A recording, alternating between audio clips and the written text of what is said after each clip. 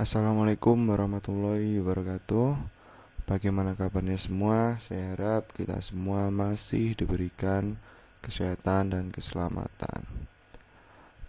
Pada pertemuan kali ini kita akan membahas materi baru, yaitu mengenai sistem informasi geografis.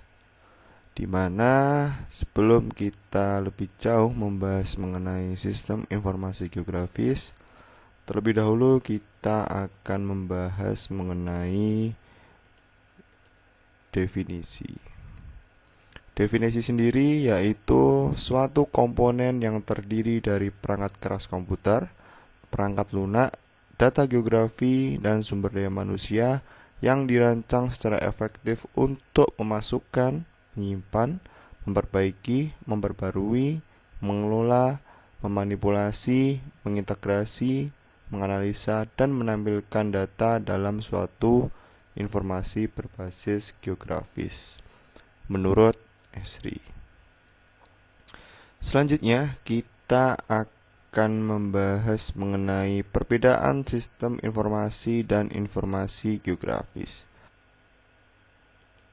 Yang pertama, sistem informasi yaitu suatu sistem yang dibuat oleh manusia terdiri dari komponen-komponen dalam organisasi untuk mencapai suatu tujuan, yaitu menyajikan informasi.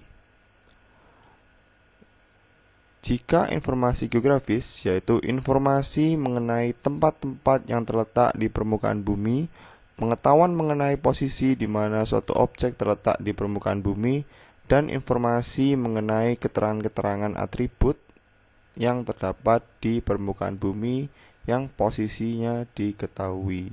Nah, sampai sini kita telah mengetahui perbedaan sistem informasi dan informasi geografis. Selanjutnya, pengertian data dan informasi, di mana data adalah fakta mengenai objek, orang, dan sebagainya yang dinyatakan oleh nilai, angka, karakter, atau simbol-simbol lainnya. Informasi sendiri adalah makna atau pengertian yang dapat diambil dari suatu data dengan menggunakan konversi-konversi yang umum yang digunakan dalam representasinya. Selanjutnya, komponen-komponen sistem informasi geografis, di mana komponen-komponen sistem informasi geografis terdapat ada 5 yang telah saya sebutkan tadi. Yang pertama hardware, software, data, metode, dan sumber daya manusia. Mari kita bahas satu-satu secara singkat. Yang pertama manusia. Pada komponen ini manusia berada pada arti orang yang mengoperasikan, menjalankan, menggunakan sistem informasi geografis dalam pekerjaannya. Yang kedua hardware. Hardware sendiri adalah perangkat keras yang dibutuhkan untuk dapat menjalankan sistem komputer seperti CPU, plotter, digitizer, RAM, hard disk, dan sebagainya. Hal ini juga bisa memakai laptop yang sesuai dengan spesifikasinya. Selanjutnya adalah software. Software di sini adalah perangkat lunak sistem informasi geografis yang berupa program aplikasi yang mempunyai kemampuan pengolahan, penyimpanan, pemrosesan, analisis, serta pelayanan data spasialnya. Contoh dari software. Yang pertama ArcGIS, yang kedua Quantum GIS. Hal ini tentu dua aplikasi dari beberapa aplikasi yang sering dipakai oleh orang dalam pengaplikasiannya. Selanjutnya yaitu data. Data di dalam sistem informasi geografis dibagi menjadi 2. Yang pertama data spasial atau geospasial, yang berarti data hasil pengukuran, pencatatan, dan pencitraan terhadap suatu unsur keruangan yang berada di bawah, pada, atau di atas permukaan bumi dengan posisi keberadaannya mengacu pada sistem koordinat bumi atau biasa disebut di dalam sistem informasi geografis yaitu bergeoreferensi. Yang kedua yaitu data non-spasial atau atribut, mempresentasikan aspek-aspek deskriptif dari fenomena yang dimodelkannya. Selanjutnya kita membahas mengenai metode. Metode sendiri adalah langkah atau cara dan tahapan yang digunakan dalam pengoperasiannya sistem informasi geografi mulai dari awal sampai akhir. Nah, di sini nanti kita akan mengenal beberapa metode seperti buffer maupun overlay. Selanjutnya, kita membahas terlebih dahulu mengenai data spasial. Data spasial atau keruangan merupakan data yang merepresentasikan kenampakan nyata di permukaan bumi. Data spasial terdiri dari dua macam, yaitu data raster dan data vektor. Nah, ini nanti kita akan membahas secara singkat mengenai data raster dan data vektor. Yang pertama, kita akan membahas mengenai data vektor. Data vektor sendiri adalah data yang menampilkan pola keruangan dalam bentuk titik, garis, kurva, atau poligon. Data vektor sangat baik untuk mempresentasikan fitur-fitur jaringan jalan, gedung, rel kereta, dan letak koordinat. Kelemahan data ini adalah ketidakmampuannya dalam mengakomodasi perubahan fenomena yang bersifat gradual. Nah, bisa dilihat pada layar bahwa di sini sudah terdapat data vektor berupa titik. Di sini nanti biasanya pada pengolahan sistem informasi geografis akan menunjukkan letak koordinat suatu tempat. Kemudian line bisa akan menunjukkan fitur-fitur seperti jalan, sungai, dan sebagainya. Kalau poligon akan menunjukkan letak-letak seperti penggunaan lahan, gedung, maupun pemukiman. Selanjutnya kita akan membahas mengenai data raster. Data raster sendiri adalah data yang menampilkan sisi ruang bumi dalam bentuk pixel atau picture element yang membentuk grid atau peta dan dihasilkan dari penginderaan jauh. Penginderaan jauh sendiri adalah materi yang telah kita pelajari bersama-sama. Pada data raster, resolusi tergantung pada ukuran pixelnya. Semakin kecil ukuran permukaan bumi yang direpresentasikan, maka semakin tinggi resolusinya. Data raster sangat baik untuk menggambarkan keadaan jenis tanah, vegetasi, kelembapan tanah. Kelemahan data raster terletak pada besar ukuran file. Semakin tinggi resolusi gambar, maka ukuran file akan semakin besar. Biasanya pada sekali download data raster sekitar 1 GB. Seperti yang sudah kalian lihat pada layar, di sini adalah kenampakan berupa lapangan dan pemukiman yang berbentuk pixel-pixel atau picture element. Selanjutnya kita membahas mengenai tahapan-tahapan kerja sistem informasi geografis, di mana tahapan-tahapan kerja sistem informasi geografis berupa pengelolaan data, keluaran data, manipulasi data, dan analisis, masukan data. Nah, di sini nanti kita akan membahas mengenai tahapan-tahapan sistem informasi geografis. Tahapan yang pertama adalah memasukkan data atau biasa disebut dengan data input. Masukkan data di dalam sistem informasi geografis atau di dalam aplikasi tadi berupa Quantum GIS maupun ArcGIS. Semua data spasial informasi geosfer yang dapat berwujud tabel, grafik, data digital, foto udara, peta, dan lain-lain.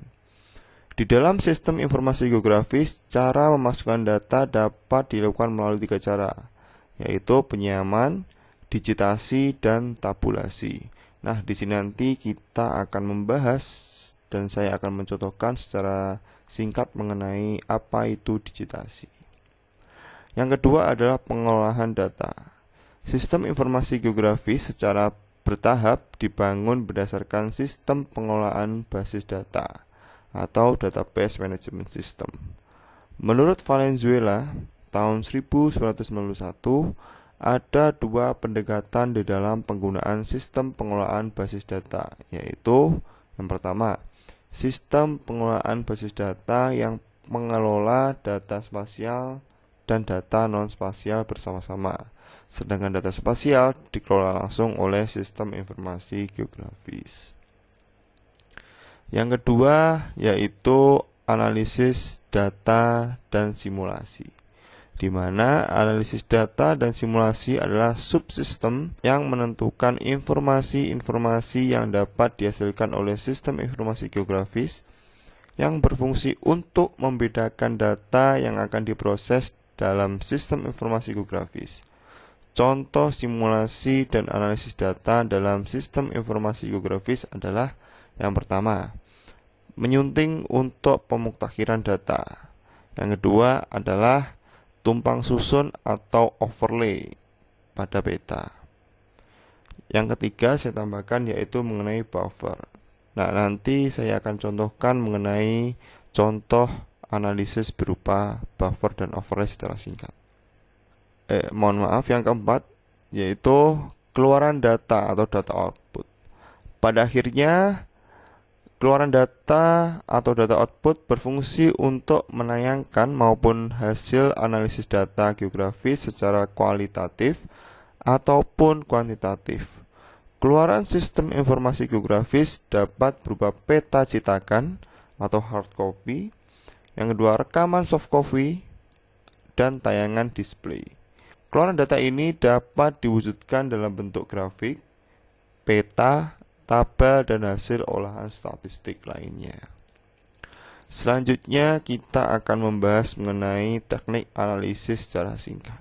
Dalam offering layer vektor, kenampakan objek dan atributnya digabung menjadi satu dan menghasilkan layar komposit. Beberapa operasi logika digunakan untuk memilih suatu area berdasarkan parameter. Pada contoh di sebelah kiri atau di gambar, merupakan penggabungan secara keseluruhan poligon-poligon pada atribut 1 dan atribut 2. Nah, di sini nanti akan terjadinya tumpang susun antara satu data dengan data yang lainnya sehingga akan menghasilkan suatu kesimpulan dari hasil analisisnya.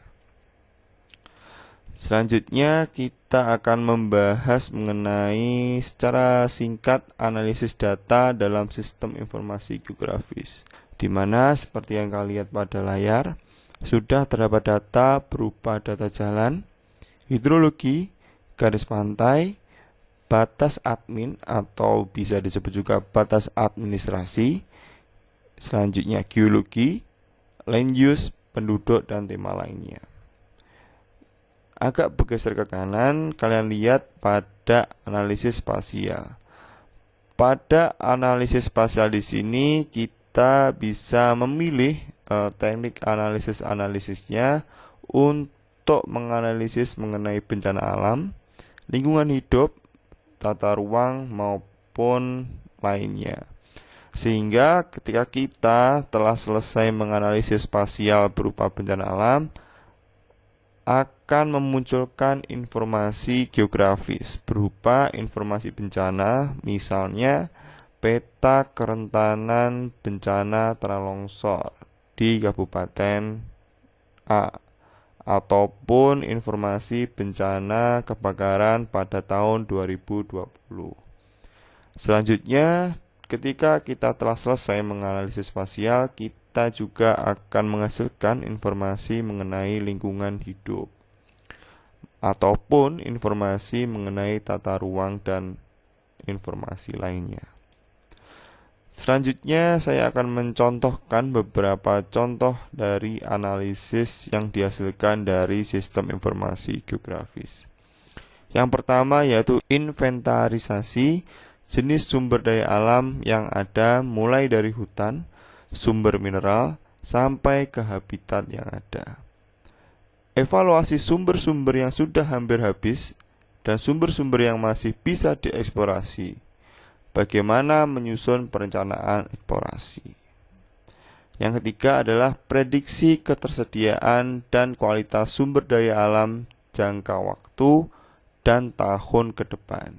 Di sini nanti kita akan timbul pertanyaan bagaimana langkah-langkah pelestariannya. Yang keempat yaitu eksplorasi sumber daya alam bisa mengakibatkan penurunan kualitas hidup penduduk yang berada di sekitarnya, seperti gangguan suara, debu, dan pemandangan yang tidak indah lagi, yang bisa berakibat pada kesehatan baik lahir maupun batin. Selanjutnya, ketika kita sudah membahas mengenai sistem informasi geografis, pertanyaan selanjutnya adalah apa keuntungan dalam menggunakan sistem informasi geografis? Yang pertama, penanganan data geospasial menjadi lebih baik dalam format baku. Yang kedua, revisi dan pemutakhiran data menjadi lebih mudah karena bisa direvisi sewaktu-waktu dengan keahlian yang khusus. Yang ketiga adalah data geospasial dan informasi lebih mudah dicari, dianalisis, dan direpresentasikan. Nah, beberapa dari untuk mencari data bisa dicari pada web USGS. Yang keempat adalah penghematan waktu dan biaya. Kemudian di dalam biaya, ketika kita mampu dan mahir dalam menggunakan sistem informasi geografis, akan menghemat biaya dalam pengelolaan maupun menganalisis. Yang kelima adalah keputusan yang akan diambil menjadi lebih tepat sasaran. Karena apa? Dalam menganalisis variabel-variabelnya akan lebih terstruktur dengan apa yang kita inginkan. Nah, yang terakhir yaitu manfaat sistem informasi geografis. Yang pertama, inventarisasi sumber daya alam yang sudah saya sebutkan tadi, seperti kawasan lahan potensial dan lahan kritis. Yang kedua, kawasan hutan yang masih baik dan hutan rusak. Yang ketiga, kawasan lahan pertanian dan perkebunan. Yang keempat, pemanfaatan pada perubahan penggunaan lahan. Yang kelima, rehabilitasi konservasi lahan. Selanjutnya, untuk pengawasan daerah bencana alam. Dengan tersebut, dapat memantau luas dan wilayah bencana alam pada saat bencana tanah longsor di Kabupaten Ponorogo, khususnya di Desa Benaran, Kecamatan Pulung, sebagai alat bantu dalam pencegahan bencana alam di masa akan datang. Yang ketiga, untuk dapat menyusun rencana dalam pembangunan kembali pada daerah bencana. Yang keempat, sebagai penentu tingkat bahaya erosi. Yang kelima, untuk prediksi ketinggian banjir. Selanjutnya, untuk prediksi tingkat kekeringan. Selain bencana alam, juga dapat bermanfaat pada bidang sosial. Yang pertama, untuk dapat mengetahui potensi dan persebaran penduduk. Yang kedua, untuk dapat mengetahui luas dan persebaran lahan pertanian dan juga kemungkinan pola drainasenya. Yang ketiga, melakukan pendataan dan pengembangan jaringan transportasi. Yang keempat, melakukan pendataan dan pengembangan pusat-pusat pertumbuhan serta pembangunan. Yang terakhir adalah melakukan pendataan dan pengembangan pemukiman penduduk, sekolah, rumah sakit, kawasan industri, dan sarana hiburan serta rekreasi maupun pengkantoran. Selanjutnya kita akan membahas mengenai aplikasi-aplikasi yang sering digunakan di dalam sistem informasi geografis. Aplikasi yang pertama sudah kalian lihat pada layar, yaitu mengenai Google Earth Pro. Yang kedua mengenai ArcMap. Yang ketiga mengenai Quantum Keys, di mana kita nanti akan membahas secara singkat mengenai kedua atau ketiga aplikasi ini. Kita akan membahas mengenai aplikasi yang pertama, yaitu mengenai Quantum Keys, di mana sudah kalian lihat di sini adalah tampilan di dalam aplikasi Quantum Keys. Sudah kalian lihat pada layar, terdapat adanya citra foto udara pada lokasi SMA Negeri 2 Ponorogo. Di sini kalau kalian lihat, saya sudah melakukan namanya metode digitasi untuk pengambilan data. Di mana seperti yang sudah kalian pelajari pada pertemuan lalu, kalian sudah belajar mengenai penginderaan jauh, khususnya pada unsur-unsur interpretasi citra. Prinsipnya hampir sama, kita mengambil data yang dirasa sesuai dengan penampakan aslinya. Di sini kita melakukan digitasi.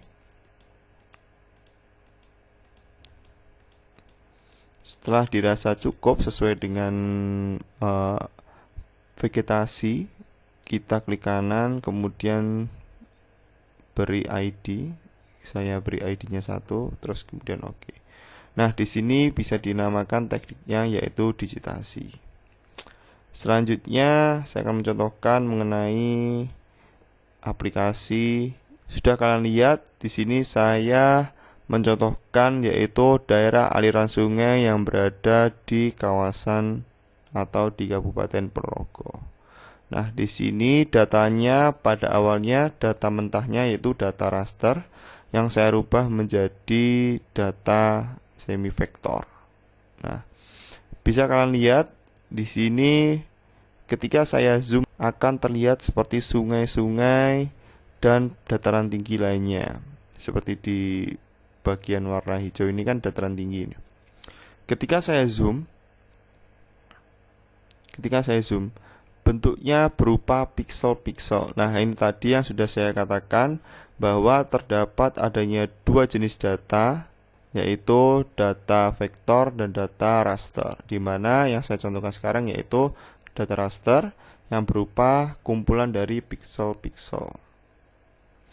Selain ini, saya juga mencontohkan berupa metode analisis buffer, di mana saya tadi mencontohkan selain buffer juga overlay, tumpang tindih antara satu data dengan data lain, di mana saya pertama akan memunculkan wilayah Kabupaten Malang Kota.